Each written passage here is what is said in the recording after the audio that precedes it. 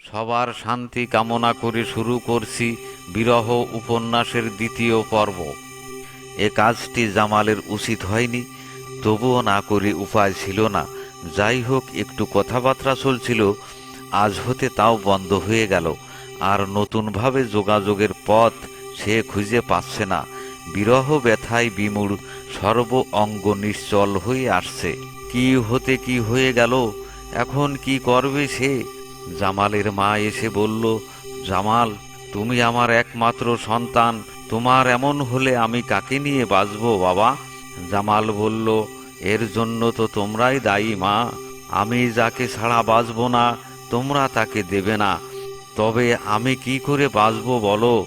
জামালের মা বলল, জামাল, তুমি শুধুই তোমার কথা ভাবছো, আমার কথা কি একবার ভেবে দেখেছো?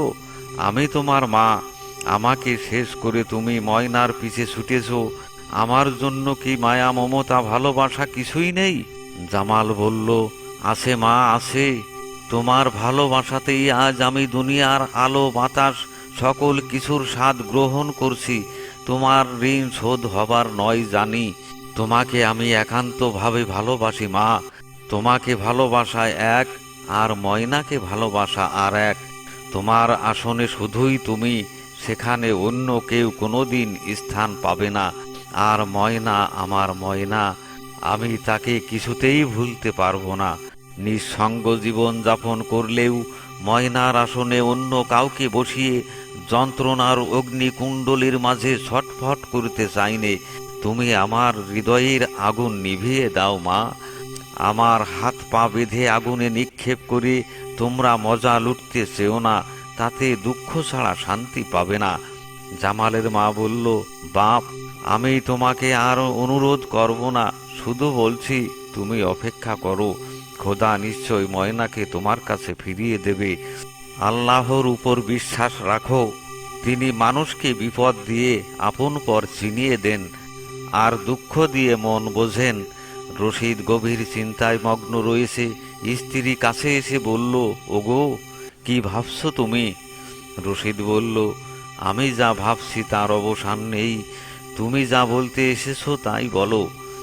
আমার জামাল ময়নাকে ছাড়া বাঁচবে না। তুমি ওকে ক্ষমা করে দিয়ে ময়নাকে পুত্রবধূ হিসেবে গ্রহণ করে আমার জামালকে বাঁচতে দাও। রশিদ বলল, অসাধ্যকে সাধন করে কোনো ফল পাওয়া যায় না জামালের মা। তার নির্বুদ্ধি, তার প্রায়শ্চিত্ত তাকেই ভোগ করতে হবে। জামালের মা বলল, তবে কি তুমি চাও না আমার জামাল বেঁচে থাকুক? রশিদ বলল, চাই, কিন্তু মূল্যহীন চাওয়া আর না চাওয়ার মধ্যে পার্থক্য কি? জামালের মা বলল, আমার সন্তান যেখানে থাকবে না, সেখানে থাকার মতো নিষ্ঠুর মা আমি নই। রশিদ বলল, আমি জানি জুলেখা, সবই আমি বুঝি। আমিও যে একই আগুনে পুড়ে শেষ হতে বসেছি, সেটা তুমি বুঝতে পারছো না। সন্তান শুধু তোমার নয়, আমারও। কিন্তু কি করব বলো? আলী আমার সন্তানের সাথে তার মেয়ে দিতে কিছুতেই রাজি হবে না। আজ সে অর্থ সম্পদের মালিক হয়েছে আমার টাকায়, তারপরও আমার নামে মিথ্যে মামলা চাপিয়েছে। 2 দিন কোর্টের সামনে আমাকে মাস্তান দিয়ে হত্যা করতে চেয়েছিল, অথচ ও আমার ছোটবেলার বন্ধু। জামালের মা বলল, তোমার অনুমতি পেলে আমি আলীর কাছে অনুরোধ করে দেখতাম। রশিদ বলল, সমস্ত মা সন্তানের জন্য যা করে তুমিও তাই করবে, এতে আমার আপত্তির কি আছে? হাতিমপুরের নারী পুরুষ ভাব গান শুনতে খুবই ভালোবাসে। প্রতি বছর দেশের বিভিন্ন স্থান থেকে ভাব গানের নাম করা বয়াতিদের এনে গান শোনে। এবারও 2 জন বয়াতি এসেছে। 2 বিখ্যাত বয়াতির গান শুনতে দূর দূরান্ত থেকে আগত শ্রোতাদের ভিড় জমে উঠেছে। সন্ধ্যার পর মানুষের কোলাহলে মুখরিত গ্রামটি। জামালের হতাশার কুঞ্জে বৈদ্যুতিক বাতি জ্বলে উঠল। সুবর্ণ সুযোগ এসেছে। এ সুযোগ হাত ছাড়া করলে আখেরে পস্তাতে হবে। আজই ময়নাকে বের করে আনতে হবে। রাত 12টা বাজে। গানের আসর বেশ জমে উঠেছে। জামাল গানের মাঠে গেল। চারিদিকে চোখ বুলিয়ে দেখল, ময়না নেই। ময়না খাঁচায় বন্দি ময়নার মতো ছটফট করছে। প্রতি বছর সে এই গানটি শুনে থাকে। এবছর তার পিতা গানের মাঠেও যেতে দিল না। ভাবতে তার বক্ষ ভেদ করে কান্না আসছে। জামাল ধীর পায়ে জানালার কাছে গেল। প্রতীক্ষারত ময়নার দৃষ্টি পড়ল জামালের উপর। গভীর অন্ধকারেও তার প্রেমিককে চিনতে ভুল করেনি। বলল, তুমি এসেছো জামাল? জামাল বলল, কথা বলার সময় নেই ময়না। তোমার পিতা দেখতে পেলে আমাকে গোরস্থানে পাঠিয়ে দেবে। এই নাও। একটি লোহা কাটা ব্লেড হাতে দিল। তুমি জানালার শিক কেটে বেরিয়ে এসো। আমি বটতলায় অপেক্ষা করব। মনে রেখো, আজ আমাদের শেষ সুযোগ। এই সুযোগ হারালে দুজন দু প্রান্তে চোখের পানি ঝরানো ছাড়া আর কোনো উপায় থাকবে না। তুমি তাড়াতাড়ি চলে এসো। ময়না নীরবে বসে নেই, কাজ চালিয়ে যাচ্ছে। লোহা কাটার খড়খড় শব্দে মা পাশের রুম থেকে বলছে, ময়না, ও ঘরে কিসের শব্দ শোনা যাচ্ছে রে মা? ময়না বলল, মা, ও যে সারিন্দার সুর। মা আর কথা না বাড়িয়ে ঘুমিয়ে পড়ল। ময়না আজ জামালের কাছে পৌঁছে যাবে। কথাটা ভাবতে আনন্দে বুক ভরে আসছে। আবার পিতার হাতে ধরা পড়বার ভয়ে সমস্ত আনন্দ নিরানন্দে পরিণত হচ্ছে। ভবিষ্যতে এমন সুযোগের আশা নেই। যে করেই হোক জামালের কাছে তার যেতে হবে। জানালার দুই শিক কেটে বেরিয়ে পড়ল। এদিক ওদিক তাকিয়ে দেখল কোনো মানুষ দেখা যাচ্ছে কিনা। না, মানুষ তো দূরের কথা, মানুষের ছায়াও দেখা যাচ্ছে না। আল্লাহর নাম স্মরণ করে পা বাড়ালো জামালের উদ্দেশ্যে। হঠাৎ সামনে দাঁড়ালো যার ভয়ে প্রকম্পিত আলী। সমস্ত শরীর থরথর করে কাঁপছে, পাথরের মতো নিশ্চল। 100 কোটি কুইন্টাল ওজন সমস্ত শরীর। পায়ের তলায় মাটি আছে কি নেই। অবশ নিথর। কি বলবে আর কি করবে কিছুই ভেবে পাচ্ছে না। যদি আজরাইল কোনো মানুষের সামনে দাঁড়িয়ে বলে, আমি আজরাইল, খোদার হুকুমে তোমার জীবন নিতে এসেছি, তোমার একটি পাও বাড়াবার উপায় নেই, অথবা কোনো সন্ত্রাসীদের কাছে হাত পা বাঁধা অবস্থায় মানুষ যখন জানতে পারে এখনই তার মৃত্যু হবে, এই মানুষটির মনের অবস্থা যেমন ঠিক তেমনি অবস্থা ময়নার। কাঠ হয়ে দাঁড়িয়ে আসে। আলী ময়নার মাথার চুল ধরে বলল, আমি তোকে কোলে পিঠে করে মানুষ করেছি, আমাকে অপমান করার জন্য নয়। দরকার হলে আমি তোকে নিজ হাতে মেরে ফেলবো, তবুও আমার সম্মান নিয়ে সিনিমিনি খেলতে দেব না। টেনে হেসড়ে নিয়ে গেল বাড়ির ভিতরে। আলী ব্যবসায়িক ব্যাপারে বাইরে যাওয়ার জন্য প্রস্তুত হয়েছে। ঘর থেকে এক পা বারান্দায় দিয়ে দেখল জামালের মা। রাগে সমস্ত শরীরে অগ্নিঝড় বয়ে গেল। কিছুক্ষণ ক্রোধ সংবরণ করে বলল, ভাবি, আপনি আমার বাড়ি এসেছেন ভাবতেই অবাক হয়ে যাচ্ছি। আসুন, বসুন। একটি চেয়ার টেনে দিয়ে বলল, এই অধমের বাড়ি আপনার আগমনে ধন্য। তবে কি সংবাদ নিয়ে এসেছেন জানতে পারি কি? জামালের মা বলল, তুমি আমার স্বামীর ছোটবেলার বন্ধু। যখন তোমাদের ভালো সম্পর্ক ছিল তখন আমি তোমার কাছে কিছু চাইনি। আজ দুই বন্ধুর বিরোধের মাঝে আমি ভিক্ষা চাইতে এসেছি ভাই। তুমি বলো আমাকে খালি হাতে ফিরিয়ে দেবে কিনা? আলী বলল, তোমাকে খালি হাতে ফিরিয়ে দেবার ইচ্ছে আমার নেই ভাবি। দিবার মতো কিছু চাইলে আমি দেব। জামালের মা বলল, আমি তোমার ময়নাকে চাইতে এসেছি, তুমি আমাকে খালি হাতে ফিরিয়ে দিও না ভাই। আলী চেয়ার ছেড়ে দাঁড়িয়ে বলল, তোমার এ আশা কোনোদিন পূরণ হবে না ভাবি। যদি 1,00,000 টাকা চাইতে আমি দিতাম। যদি কেস তুলে নেবার অনুরোধ জানাতে আমি তুলে নিতাম, কিন্তু আমার ময়নাকে তোমার ছেলের সাথে কোনোদিন দেব না। প্রস্থানে উদ্যত আলী জড়িয়ে ধরল কামালের মা দুটি হাত। বলল, আলী ভাই, তোমার আমার এক জোড়া সন্তান বিরহ ব্যথায় ধীরে ধীরে নিঃশেষ হয়ে যাবে, আর আমরা কাঠের মতো দাঁড়িয়ে দেখব। এটা কি করে হয় ভাই? তুমি আমাদের উপর যত পারো অত্যাচার করে যাও, মামলায় একটা না হয় 5টা করো, তবুও ওই দুটি তরুণ তরুণীকে তুমি মুক্তি দাও ভাই। আলী বলল, আমার সিদ্ধান্তে আমি অটল। মুখে যা বলি কাজেও তাই করি। তুমি এখন যেতে পারো। বলে দ্রুত বাড়ি থেকে বেরিয়ে গেল। জামালের মা কিছুক্ষণ চুপচাপ দাঁড়িয়ে রইল, তারপর স্থান ত্যাগ করল। নিখুঁত ভক্ত তাপসের মতো গাছতলায় বসে আছে জামাল। সারাটি রাত প্রিয়ার আগমনের অপেক্ষায় কেটে গেল।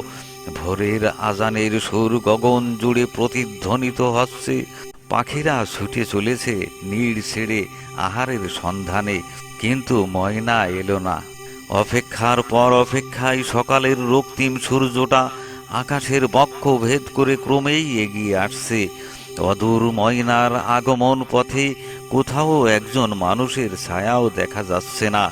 জামালের হতাশার রাজ্যের জ্বলন্ত বাতিগুলো দপ্তরে নিভে গেল।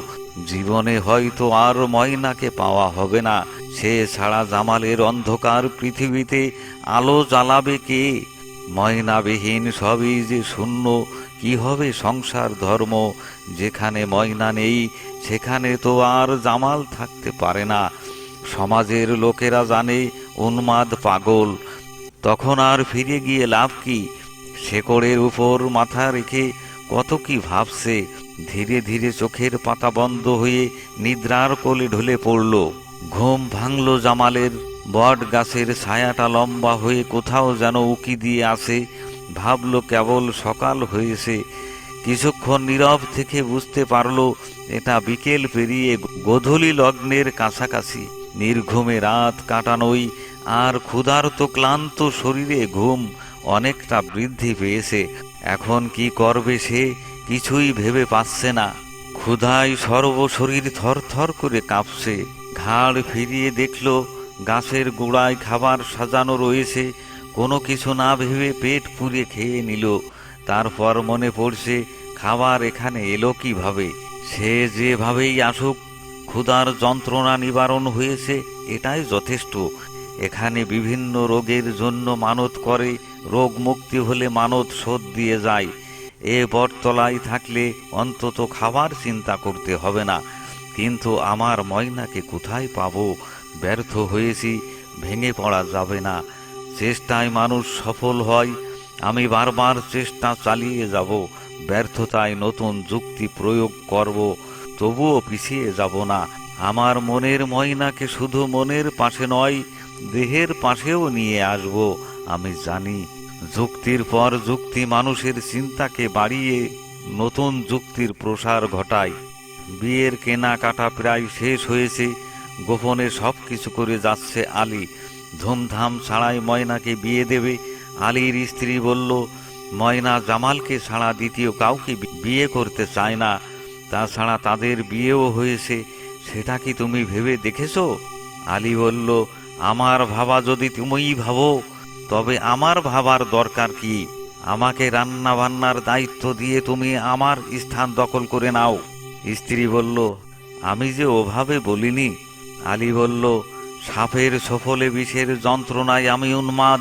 কথা বাড়িয়ে এ বিষকে ক্ষিপ্র করে আমাকে ধ্বংসের মুখে ঠেলে দিও না। ময়নাকে অন্যত্র বিয়ে না দেওয়া পর্যন্ত আমার স্বস্তি নেই। শিমলের পিতাকে আমি কথা দিয়েছি, শিমলের সাথেই ময়নার বিয়ে হবে। তুমি যদি এ বিয়েতে অরাজি থাকো, তবে বিয়ের সময় দূরে সরে যেও।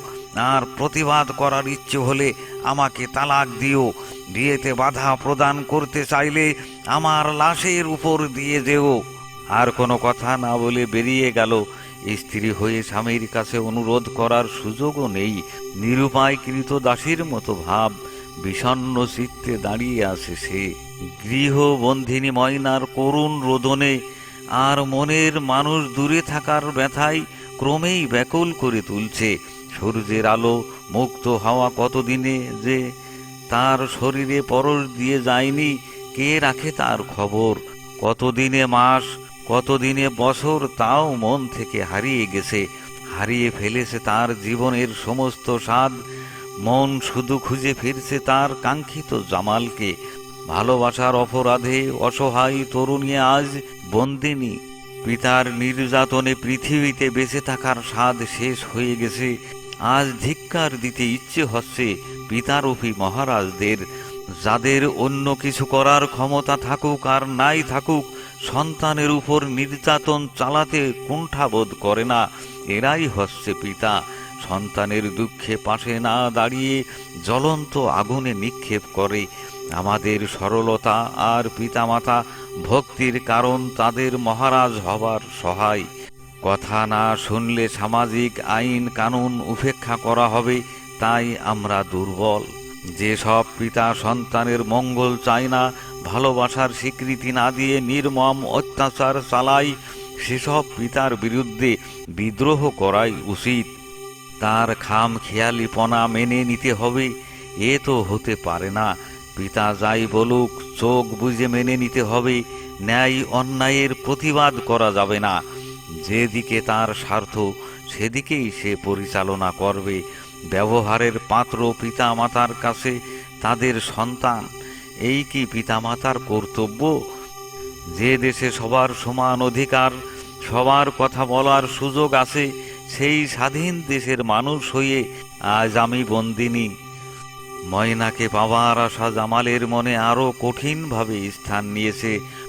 ব্যর্থ হয়ে বসে থাকা কাপুরুষের কাজ। মানুষ কোনোদিন পরাজয়ের গ্লানি মাথায় নিয়ে নীরব থাকতে পারে না। চেষ্টা মানুষের সফলতা বয়ে আনে। একবার না হয় শতবার চেষ্টা করতে হবে। বিভিন্ন কলা কৌশল অবলম্বন করতে হবে বিভিন্ন সময়। জীবনের শেষ মুহূর্ত পর্যন্ত ময়নাকে পাওয়ার আশা থেকে নিরাশ হতে চাইনে। বন্ধু বান্ধবগুলো এ বিপদে এগিয়ে আসবে, তাদের নিয়ে হামলাও করা যাবে। কিন্তু ব্যর্থ হলে ময়নাকে এমন কোথাও লুকিয়ে রাখা হবে আর কোনোদিন খুঁজে পাওয়া যাবে না। কাছে রেখেই আমার প্রক্রিয়া চালাতে হবে। ভিক্ষুকের ঝুলিও একটা সংগ্রহ করেছে। দাঁড়ালো গিয়ে আলী বিশ্বাসের দরজায়, হাঁক দিল, মাগো, ফকির এসেছে দরজায়, কিছু ভিক্ষে দাও মা। বারান্দার দিকে চেয়ে দেখল আলী চেয়ারে বসে আছে। আজ আর কোনো কাজ হবে না, অতএব ভিক্ষে নিয়েই ফিরে যেতে হবে। আলীর স্ত্রী ভিক্ষে এনে বলল, নাও। জামাল ভিক্ষে ঢেলে নিয়ে পিছু ফিরে চলল গন্তব্যের দিকে। কার কথা শোনা গেল?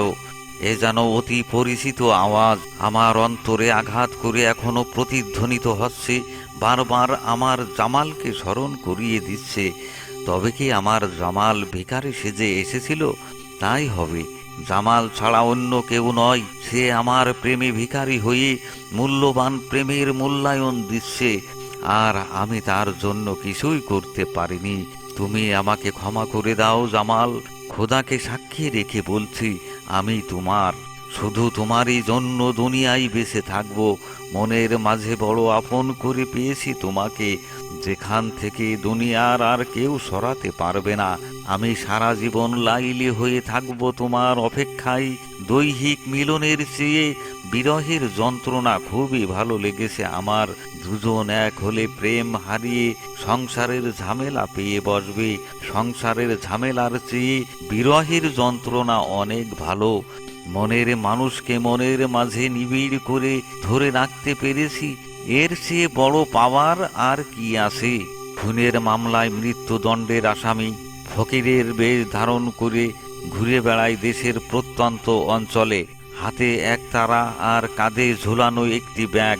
প্রিয়জনের মায়া মমতা ভুলে থাকার জন্য রয়েছে গাঁজা। আজ বটতলায় বড় খাওয়া হবে। ছোট বড় ছেলে মেয়ের সমাবেশ ঘটেছে। অকর্মা বৃদ্ধ বৃদ্ধারাও আজ বাড়ি বসে নেই। মানত শোধ দিতে এসেছে এ অঞ্চলের সম্পদশালী ব্যক্তি করিম সাহেব। খাওয়ানোর জোগাড়ও খুব বড় ধরনের। এ খাওয়া থেকে ফকিরও আজ পিছিয়ে নেই। যথা সময়ে উপস্থিত হয়েছে সে। সমস্ত মানুষ পায়চারি করছে আর জামাল শুয়েই আছে। ফকির তাকে বারবার লক্ষ্য করছে, ভাবছে, কিন্তু হিসাব মিলাতে পারছে না। খাওয়া শেষ হলো বেলা 2টোর দিকে। ধীরে ধীরে সবাই পাড়ি জমালো গন্তব্যের উদ্দেশ্যে। জামাল খাওয়া শেষ করে যথাস্থানে এসে বসে রইল। ফকির তার পাশে গিয়ে ফিস করে বলল, পাগলা, তুই কি পেয়েছিস খোদাকে? জামাল ঘাড় ফিরিয়ে বলল, আমি যে খোদার অনুসারী নই ভাই, আমি খুঁজে ফিরছি আমার ময়নাকে। ফকির মনে মনে ভাবছে, একে সঙ্গী করতে পারলে সময়ও বেশ ভালো কাটবে। আবার মুরিদ বলে চালিয়েও খোদা ভক্ত মানুষের কাছ থেকে 2 পয়সা কামিয়ে নেওয়া যাবে। বলল, আমি তোর ময়নাকে এনে দিতে পারি। প্রেমে প্রেম বৃদ্ধি পায়, নিখুঁত প্রেম না হলে কি মনের মানুষকে পাওয়া যায়? গাজার সজ্জিত কোলকে হাতে দিয়ে বলল, নে টান, তোর প্রেম আর ময়নার প্রেম এক হয়ে প্রেমের টানে ছুটে আসবে এখানে। জামাল ময়নাকে পাওয়ার প্রত্যাশায় শুরু করলো, তার ময়না ছুটে আসবে এখানে। জীবন থাকতে কোলকে আর কারো কাছে দেবে না। মুহূর্তের মধ্যে শেষ করলো এক কোলকে গাজা। সাথে সাথেই চোখ মুখের ভাব পরিবর্তন হয়ে পতিত হলো নেশায়। সর্বশরীর ঝিমঝিম করে পৌঁছে গেল এক অচেনা রাজ্যে। সোনালি রূপালি রঙের ছড়াছড়ি দুটি চোখের সামনে। সামনে দৃষ্টি ফেলেই দেখল ময়না তার দিকে চেয়ে আসে। ঝাপটে ধরে বলল, আজ তোমাকে পেয়েছি ময়না, আর কোথাও যেতে দেব না। ফকির পড়ে গেল বিপদে। যতই জামালের হাত ছাড়ানোর চেষ্টা করছে, ততই জামাল চেপে ধরছে। ফকির মনে মনে বলছে, কি পাগলের পাল্লায় পড়লাম রে বাবা। করতে গেলাম এক, আর হয়ে গেল আর এক। এখন ছাড়াতে পারলেই বাঁচি। বলল, আহ, এ কি করছো, আমাকে ছেড়ে দাও। জামাল বলল, অনেক কষ্টের পর তোমাকে পেয়েছি ময়না, আজ আমি কিছুতেই ছাড়বো না। ফকিরের বিপদের সীমা নেই, জোরাজুরি করলে তাকে চেপেই মেরে ফেলবে, এটা তার বুঝতে বাকি নেই। ফকির ময়না হয়েই রইল জামালের বুকের সাথে। দোয়া দরুদ পাঠ করতে শুরু করলো। আজ নিতান্ত মৃত্যু ভেবে মনে মনে শুরু করেছে খোদার জিকির। জামাল নেশায় বিভোর হয়ে ধীরে ধীরে লুটিয়ে পড়ল মাটিতে। ফকির জামালের হাত দুটি ছাড়িয়ে গোপনে পালিয়ে গেল। আলী বিশ্বাসের বাড়ির দরজায় দাঁড়িয়ে হাঁক দিল জামাল, মাগো, ফকির এসেছে দরজায়, কিছু ভিক্ষে দাও মা। চারিদিকে তাকিয়ে দেখল আলীর চেহারা চোখের সামনে পড়ল না। মনটা উদ্গ্রীব হয়ে চোখ দুটি ময়নাকে খুঁজে ফিরছে। ময়নার মা ভিক্ষার পাত্রটা জামালের সামনে ধরে বলল, নাও। জামাল পাত্রটা নিয়ে চাল ঢালছে আর ভাবছে, একটু পরে এলেই হয়তো ময়নাকে দেখা যেত। চালগুলো ঝরঝর করে পড়ে গেল মাটিতে। বাড়ির পোষা মুরগিগুলো উড়িয়ে এসে পড়ল চালের উপর। ময়নার মা বলল, আহ, এ কি করলে? জামাল বলল, মাগো, আজ 2 দিন অনাহারে, মাথা ঠিক নেই, কি করতে যে কি হলো। ময়নার মা বলল, বাবারে, আমার হাঁড়িতে কিছু পান্তা আছে, তুমি বারান্দায় বসো, আমি এনে দিচ্ছি। জামাল বলল, খোদা তোমার মঙ্গল করুক মা, ক্ষুধার্তকে অন্নদান বড় সওয়াবের কাজ। বারান্দায় বসলো। এদিক ওদিক তাকিয়ে জানালায় চোখ পড়তেই দেখল ময়না করুণ দৃষ্টিতে চেয়ে আসে। ঘরে ছেকল দেয়া, ছেকল খুলে ফিস ফিস করে বলল, আমি বটতলায় থাকবো, তুমি পালিয়ে এসো। আবার যথাস্থানে বসে রইল। মা ভাত এনে বলল, এই নাও বাবা। খাবারে মনোনিবেশ দিল জামাল। বাঁধ ভাঙা প্রাণ শুধুই কাঁদছে। চোখ দুটি ময়নার সন্ধানে ছুটেছে জানালার দিকে। চাতকের মতো চেয়ে আসে ময়না। দুই দুই চারটি চোখের মিলনে দুটি প্রাণী নিস্তব্ধ, নিথর। মা বলল, ওদিকে কি দেখছো? তাড়াতাড়ি খাও। হতচকিত হয়ে জামাল বলল, ওটা কার ছবি মা? ময়নার মা বলল, ওটা যে আমার ছবি। জামাল ময়নার দিকে তাকিয়ে বলল, মাগো, ছোটবেলায় চিরজনমের মতো দুনিয়া থেকে বিদায় নিয়েছে আমার মা। আজও তার স্মৃতি আমার মনে পড়ে। প্রতিটি মুহূর্তে সেই চেহারা আমার হৃদয় পটে ভেসে ওঠে। আমার মার চেহারার সাথে তোমার চেহারার অনেকটা মিল আছে। ছবিটির দিকে চোখ পড়তেই আমার মার কথা মনে পড়ল, তাই প্রাণ খুলে দেখছি। পরবর্তী পর্বে চোখ রাখুন।